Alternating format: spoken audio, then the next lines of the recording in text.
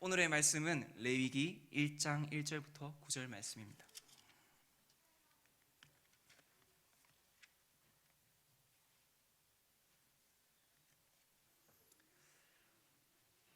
오늘의 말씀은 레위기 1장 1절부터 9절 말씀입니다. 다 찾으신 줄로 알고 저와 한 절씩 교독하시도록 하겠습니다. 여호와께서 해막에서 모세를 부르시고 그에게 말씀하여 이르시되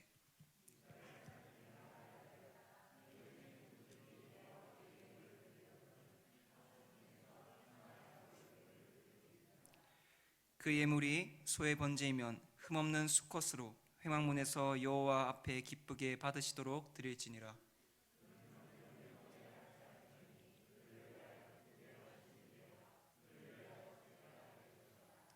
그는 여호와 앞에서 그 수송아지를 잡을 것이요 아론의 자손 제사장들은 그 피를 가져다가 회막문 앞 제단 사방에 뿌릴 것이며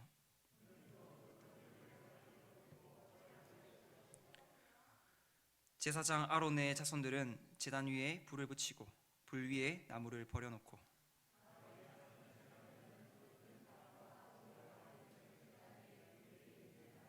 다 같이 읽도록 하겠습니다. 그 내장과 정가기를 물로 씻을 것이요 제사장은 그 전부를 제단 위에서 불살라 번제를 드릴지니 이는 화제라 여호와께 향기로운 냄새니라. 아멘. 오늘의 말씀은 속죄의 은혜라는 제목으로 설교를 나눌 텐데요. 먼저는 오늘 본문 말씀인 레위기 1장 1절부터 9절의 말씀은 번제에 대해서 언급하고 있습니다. 우선 번제의 의미 및 주목할 점들을 우리가 살펴보기를 원합니다. 번제는 히브리어로 올라라는 단어를 사용하고 있습니다. 근데 여기서 참 신기한 것은 올라간다라는 의미를 가진 동사 알라에서 파생된 명사입니다. 저는 뭔가 이게 개그를 하거나 이런 것들이 아니라 참 신기한 게 이제 말씀을 준비하면서 히브리어로 번제가 올라라고 되어 있는데 이 번제라는 의미가 담겨 있는 단어의 의미가 올라간다라는 의미를 또한 가지고 있다라는 것이 참으로 신기했습니다. 이 의미를 더욱 깊이 풀어보자면은 제물을 불사를 때 연기가 하늘로 올라가는 것을 묘사한 단어를 제사의 이름으로 쓴 것이라고 그렇게 정의할 수 있습니다. 번제는 모든 제사의 기본이었습니다. 그리고 가장 흔히 드려진 제사였습니다. 이 특징들 몇 가지를 살펴보기를 원하는데요. 먼저는 번제는 국가적으로 매일 아침 저녁으로 드리는 제사였습니다. 이렇게 매일 드리는 제사를 항상 드리는 제사라는 뜻에서 올라타미드라고 하는데 개역 개정은 이것을 상번제라고 번역하고 있습니다. 또한 국가적으로 절기마다 드려지는 제사들에서 가장 자주 드려지고 기본이 되는 제사 역시 번제입니다. 개인이 드리는 제사들 중에서 하나님과의 만남을 위해 드리는 가장 기본적이고 대표적인 제사 역시 번제였던 것으로 보여집니다. 그 예가 열왕기상 3장 4절에서 솔로몬이 왕위 등극 후에 드린 일천 번제가 대표적입니다. 또한 미가서 6장 6절에서는 내가 무엇을 가지고 여호와 앞에 나아가며 높으신 하나님께 경배할까? 내가 번제물로 1년 된 송아지를 가지고 그 앞에 나아갈까라는 구절이 나옵니다. 개인이 하나님과의 만남을 위해 떠올리는 가장 기본적 제사는 이처럼 번제였던 것으로 보여집니다. 또한 이어서 번제와 관련되어서 주목할 점들을 몇 가지 살펴보기를 원합니다. 번제는 5대 제사의 나머지 소제, 화목제, 속죄제, 속건제와 다르게 가죽을 제외한 제물의 모든 것을 불살라서 하나님께 드리는 유일한 제사였습니다. 이런 점을 고려해 본다면 인간의 시각에서는 번제가 가장 값이 비싼 제사였습니다. 그리고 번제의 경우에도 속죄는 기본 사항이었습니다. 번제가 비록 속죄제나 속건제와 같이 어떤 죄를 처리한다라는 언급은 자세하게 명시되어 있지 않지만 그러나 여전히 거룩한 하나님과의 교제를 위해서는 속죄는 기본이었습니다. 또한 번제물의 제물로는 오직 수컷만이 허용되었습니다. 제물로 바치는 가축들은 그 자체가 값이 엄청나게 나가는 것들이었고 그 중에서도 상대적으로 더 귀한 수컷만이 제물로 허용되었다는 것은 번제가 비싸고 귀한 제사였음을 말해줍니다. 레위기 1장 1절 말씀입니다. 여호와께서 회막에서 모세를 부르시고 그에게 말씀하여 이르시되. 여기서 회막은 곧 성막을 의미합니다. 레위기를 여는 이 문구는 레위기를 앞의 문맥, 즉 출애굽기 19장에서부터 40장의 성막 본문과 연결시켜줍니다. 출애굽기 19장부터 24장까지, 즉 성막 곧 회막을 짓기 전에는 모세는 시내산 정상으로 하나님의 계시를 받기 위해 올라다녔습니다. 그러나 이제 성막이 완성된 후에는 모세는 하나님의 계시를 회막에서 받았으며 이 회막은 또한 하나님과의 교제의 장소였습니다. 이어지는 2절에서는 하나님께서 모세를 통해서 말씀하시는 명령의 주 대상이 누구인지를 밝혀주고 있습니다. 바로 이스라엘 자손들입니다. 너희 중에 누구든지 여호와께 예물을 드리려거든 가축 중에서 소나 양으로 예물을 드릴지니라. 아멘. 이스라엘 공동체에 있는 모든 사람들은 남자든 여자든 다 예물을 드릴 수 있었습니다. 레위기 12장 6절에서 8절까지 출산과 관련된 말씀, 그리고 22장을 보게 되면 이스라엘 중에 거하는 이방인들도 역시 제사를 드릴 수가 있었습니다. 기본적으로 제물은 아무 짐승이나 드려서는 안 되었습니다. 오직 가축이어야만 했습니다. 이 가축은 히브리어로 브에마라는 단어를 사용하고 있습니다. 이 브에마라는 단어는 제물로 드릴 수 있는 짐승에 대한 용어 중 최상위 범주로 그렇게 나타납니다. 제사법에서는 거의 4발 달린 가축의 의미를 지니고 있습니다. 이 브에마의 하부 범주, 그 밑에 포함되어 있는 범주로는 바카르라는 것과 쫀이라는 것이 있습니다.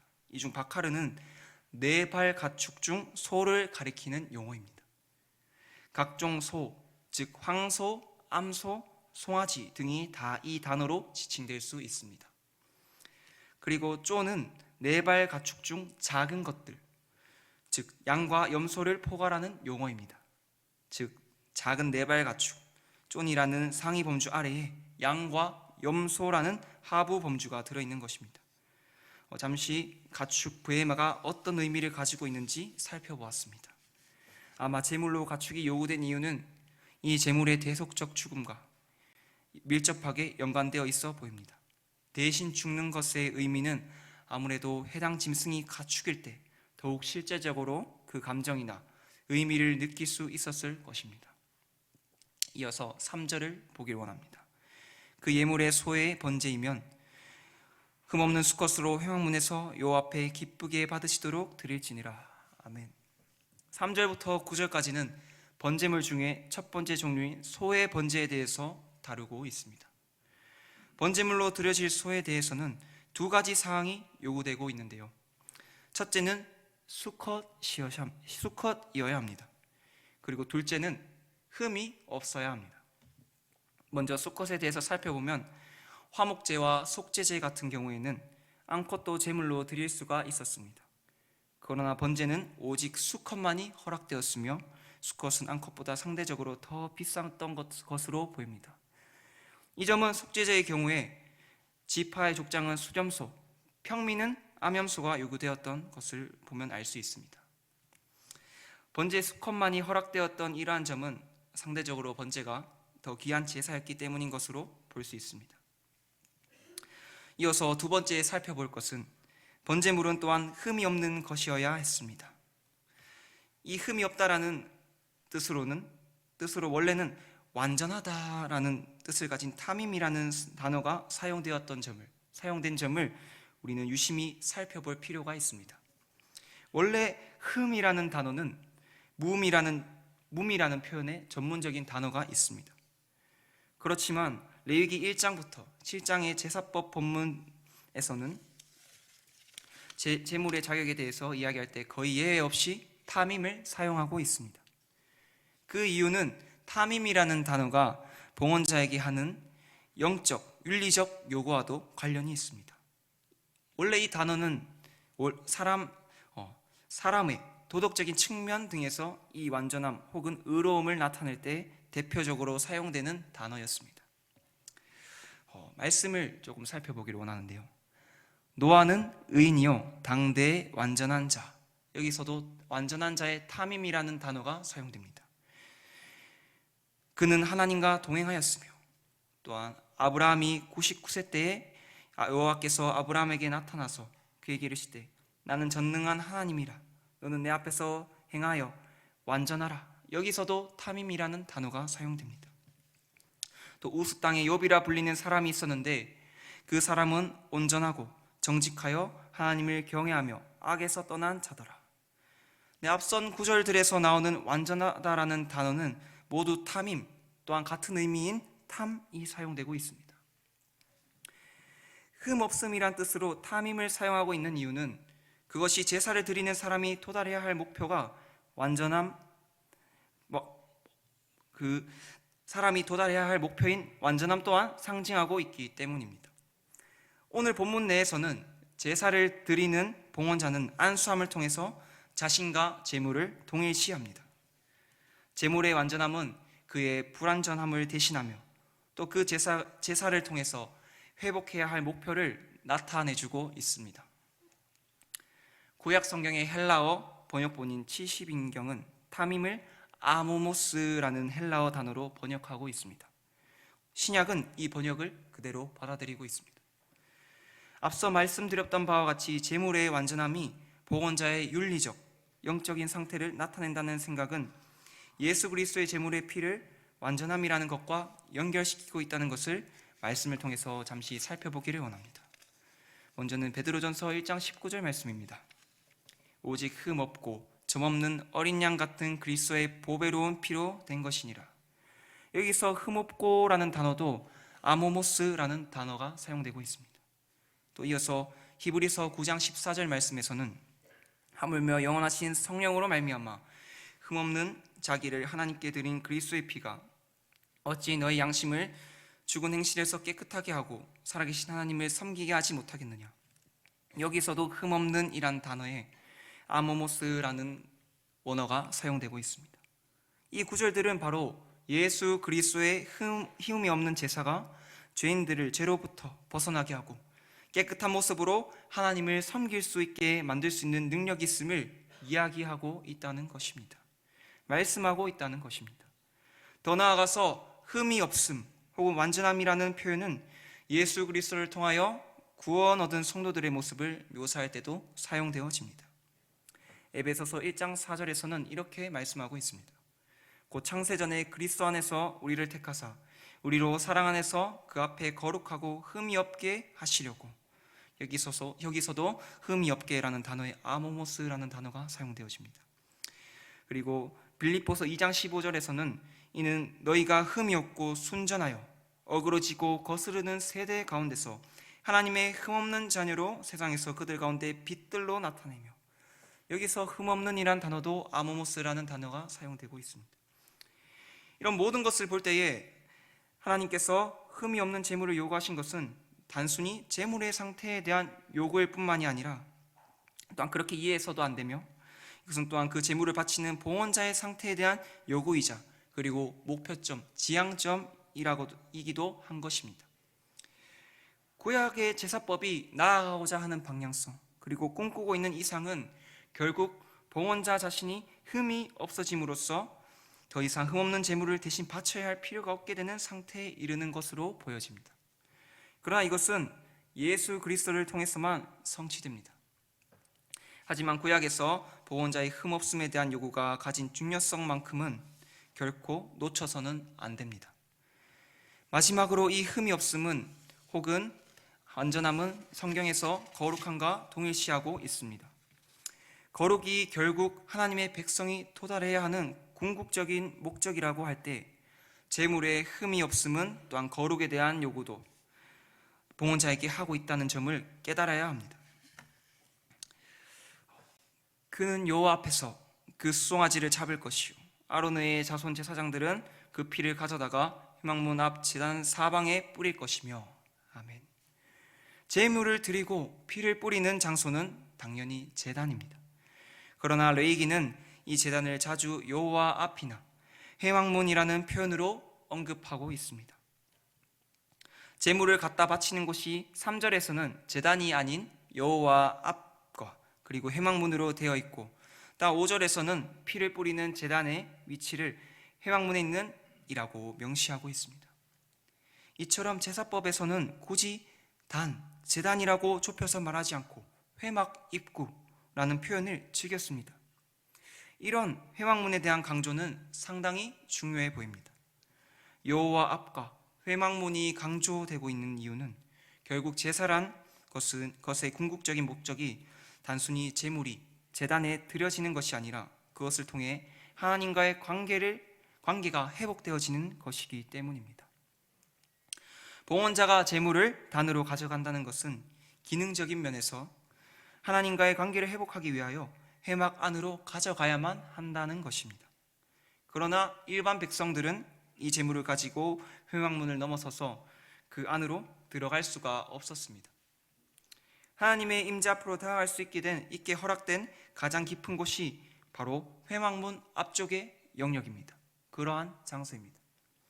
그 너머의 영역을 침범하면 죽음으로 다스려지게 됩니다. 이러한 하나님께 나아가는 데 있어서 이 한계를 고려하면 신약과 그리고 구약, 이 둘의 차이가, 신약과 구약의 차이가 확연하게 드러납니다. 우리의 주님께서 우리의 죄를 대신 지고 십자가에서 희생 제물로 죽음을 맞이하셔서 하나님의 모든 진노의 잔을 다 마신 순간 성막의 가장 깊숙한 곳인 지성소를 가로막고 있던 휘장이 찢어졌습니다. 히브리서는 이 사건을 기념하여 우리가 하나님의 보좌로 담대히 나아갈 길을 얻었다고 여러 번에 걸쳐서 강조하고 있습니다. 이 놀라운 사건으로 인해서 예수 그리스도를 믿는 우리 모두는 구약에서는 대제사장마저도 1년에 단 하루밖에 속죄일이만 허락되었던 지성소 안쪽 하나님의 보좌 앞으로 나아갈 수 있는 권세를 얻은 것입니다. 아멘. 구약의 제사법의 종착역은 성막들에 있는 제단이 아니라 성막 가장 깊은 곳 하나님의 보좌이며 그 구약은 그것을 바라만 보고 신약은 그것을 성취합니다. 오늘의 본문을 통해서 우리가 마음에 새겨야 될 것들은, 첫째는 하나님은 거룩하신 분이라는 사실입니다. 죄인이 우리가 그런 하나님을 만나고 그분과의 교제를 누리기 위해서는 반드시 그분 앞에 설 자격을 갖추어야 한다는 것입니다. 하지만 우리 인간은 그런 자격을 갖추고 있지 못하고 있으며, 이럴 때 하나님은 죄 많고 흠 많은 우리를 대신하여 흠없는 제물의 죽음을 통해서 하나님과의 만남과 관계 누림을 허락하신 것입니다. 이처럼 다가갈 수 없는 자들이 다가갈 수 있는 길을 허락하신 것이 제사입니다. 따라서 제사는 그 자체가 하나님의 은혜임을 기억해야 합니다. 둘째는 하나님의 은혜로 그분 앞에 나아가게 된 자는 자신을 대신해서 주어준 존재가 있다는 사실을 꼭 기억해야 합니다. 오늘날의 교회는 이 점을 망각하고 있는 것은 아닌가 고민해 보게 됩니다. 너무 막연히 은혜에 대한 강조를 남발함으로써 우리 자신이 교제하는 분이 얼마나 거룩하신 분이신지, 또 그런 분 앞에 나아가기 위해서 우리가 어떤 값을 치러야 하는지에 대한 감각을 상실해버린 것은 아닌가 돌아보아야 할 것입니다. 셋째는 번제를 통한 아주 중요한 가르침은 하나님과의 관계가 귀한 것임을 우리에게 알려주고 있습니다. 가축 자체가 비싼 것이라고 말씀드렸습니다. 가축 중에서 숫것은 더욱 비싼 것이라고도 말씀드렸습니다. 이 점이 우리에게 알려주는 것은 하나님과의 관계를 누리는 것이 결코 값없이 주어지는 은혜가 아니라는 것입니다. 받아들이는 우리에게는 값없는 은혜라고 말할 수 있습니다. 하지만 그리스도의 대속을 통한 구원을 선물로 우리가 값없이 받았다고 해서 그 구원의 가치가 공짜인 것은 결코 아닙니다. 우리 자신이 치르지 않은 값을 우주보다도 더 크신 예수 그리스도께서 치르셨다는 사실, 하나님께서 그 치르셨다는 사실을 알아야 합니다. 이 점을 깨달을 때 구원 얻은 성도는 우리의 존재 가치가 너무나도 크고 귀한 것임을 깨달을 수 있습니다. 그렇기 때문에 우리는 삶을 결코 함부로 살 수도 없습니다. 넷째는 흠없는 짐승으로 하여금 죄인의 목숨을 대신하게 하신 것은 그 죄인 자신이 갖추어야 할 진정한 모습에 대한 요구를 담고 있습니다. 흠없는 제물에 대한 요구는 곧 봉헌자 자신의 삶의 모습에 대한 요구라는 사실을 또한 잊어서는 안 됩니다. 예수를 믿기만 하면 되고 우리 행위는 우리의 구원에 있어서 본질적이 아니라는 말은 위험한 거짓말과도 같습니다. 성경은 거룩하고 흠이 없는 삶이 하나님의 백성의 가장 본질적인 요소임을 성경 전체를 통해서 강조하고 있습니다. 말씀을 정리해 보도록 하겠습니다. 제사의 의미는 관계가 끊어져 다가갈 수조차 없는 하나님께 흠없는 제물을 통하여서 하나님과의 만남과 관계 누림을 허락하셨다는 의미입니다. 이것이 곧 우리를 대속하신 속죄의 은혜인 것입니다. 우리는 이 은혜를 값없이 받았습니다. 그러나 그 은혜는 값없는 은혜나 공짜로 표현하기에는 책정할 수 없는 값비싼 은혜인 것입니다. 원래 죽을 수밖에 없는 우리를 위해 엄청난 대가를 치러주셨다는 사실을 통해 성도인 우리의 존재 가치는 너무나도 고귀하고 값진 것이라는 것을 우리는 알 수 있었습니다.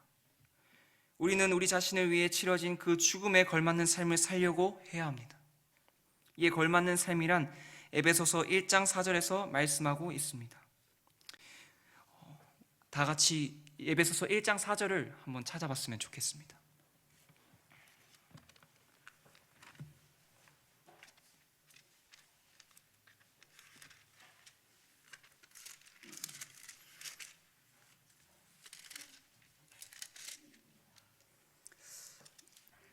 한번 다 같이 한 목소리로 읽어봤으면 좋겠는데요. 곧 창세전에 그리스도 안에서 우리를 택하사 우리로 하여금 사랑 안에서 그 앞에 거룩하고 흠이 없게 하시려고. 아멘. 맞습니다. 이에 걸맞는 삶이란 에베소서 1장 4절에서 말씀하고 있듯이 하나님의 창세전의 뜻대로 거룩하고 흠없이 사는 것입니다. 우리의 삶이 세상과 구별되어지며 그러한 구별된 거룩한 성도의 삶이 우리의 삶 가운데서 드러나기를 원합니다. 그리하여 세상 가운데 빛과 소금된 역할을 감당할 수 있기를 간절히 소망합니다. 말씀 두 구절을 읽고 기도하도록 하겠습니다. 너희가 진리를 순종함으로 너희 영혼을 깨끗하게 하여 거짓이 없이 형제를 사랑하기에 이르렀으니 마음으로 뜨겁게 서로 사랑하라. 아멘. 하나님 아버지 앞에서 정결하고 더러움이 없는 경건은 곧 고아와 과부를 그 환난 중에 돌보고 또 자기를 지켜 새 속에 물들지 아니하는 그것이니라. 아멘. 기도하겠습니다. 하나님 감사합니다. 우리의 죄를 위하여서 대신해서 십자가 위에서 죽으시고 다시 살아나시며 우리 가운데 하나님의 보좌 앞으로 나아갈 수 있는 그러한 은혜를 허락하여 주시니 감사합니다. 그 하나님과의 관계와 하나님의 은혜를 누릴 수 있도록 허락하여 주시니 감사합니다. 이것은 결코 정말 값싼 은혜라고 공짜라고 표현할 수 없는 온 우주 만물을 창조하신 하나님 아버지께서 대신하여 우리를 위하여서 십자가에서 죽으셨음을 고백합니다. 그만큼 우리는 그러한 가치 있는 존재이며 존귀한 자임을 믿습니다. 그렇기 때문에 우리의 삶 또한 그 존귀하신 그 하나님의 기쁘신 뜻대로 하나님께서 원하시는 그러한 삶 가운데 하나님 말씀에 순종하며 나아가는 우리 거룩한 성도들 될 수 있도록 주님 인도하여 주시옵소서. 주님 감사드리며 예수님 이름으로 기도합니다. 아멘. 담임 목사님께서 축도해 주시기 기도하겠습니다. 지금은 우리 주 예수 그리스도의 은혜와 우리를 사랑하신 하나님의 크고 넓으신 사랑하심과 성령의 교통하심이 그 십자가 제물 어린 양으로 이 땅에 오셔서 우리를 위해 죽으신 예수 그리스도를 위하여 예수 그리스도를 품고 그 안에서 살아가기로 작정하며 결심하며 다짐하는 사랑하는 성도들 머리 위에 지금부터 영원토록 함께 있을지어다. 아멘.